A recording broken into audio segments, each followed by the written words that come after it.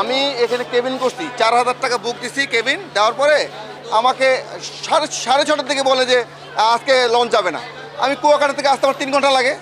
আমি অলরেডি বাসে উঠে গেছি, 800 টাকা খরচ করে আমার শাশুড়ি, আমার বউ, আমার বাচ্চা কাচ্চা এটা বরিশালে হুমাহুমি রেস্তোরাঁ রেখে আসছি যে তুমি চা খাও। আমি আইসা দেখি যে লঞ্চ যাবে না কেন। এখন আইসা বলে ভাই এখানে আমি বলি এই রিপোর্টটাকে আমাদের আগে দেওয়া যেত না? আবহাওয়া অধিদপ্তর খবরটা রাখে না, 24 ঘন্টার খবর রাখে না? 24 ঘন্টার খবর যদি রাখে তাহলে আমাদের 3 ঘন্টা আগে জানায় দেখ। আমাদের ভালোর জন্য তো আবহাওয়া অধিদপ্তর এটা বন্ধ করছে, তো ভালোর জন্য যদি করে থাকে আমাদের 6 ঘন্টা আগে 5 ঘন্টা আগে জানাক।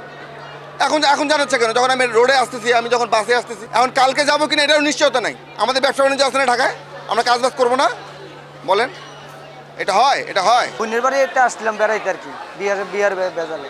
তখন আজকে যাবো বাড়িতে, আজকে 3 দিন পরে এদিকে আসলাম, এত জানি না যে লঞ্চ বন্ধ। এদিকে আসলাম পরে দিয়ে যে লঞ্চ বন্ধ, এখন যাওয়ার তো আর ব্যবস্থা নেই। এখন হয়তো বোনের বাড়িতে ব্যাক করতে হবে, আর না এদিকে কোথাও থাকতে হবে। এদিকে তো আর থাকার জায়গা নেই, যাইতে হবে ওইখানে কালীশুরি।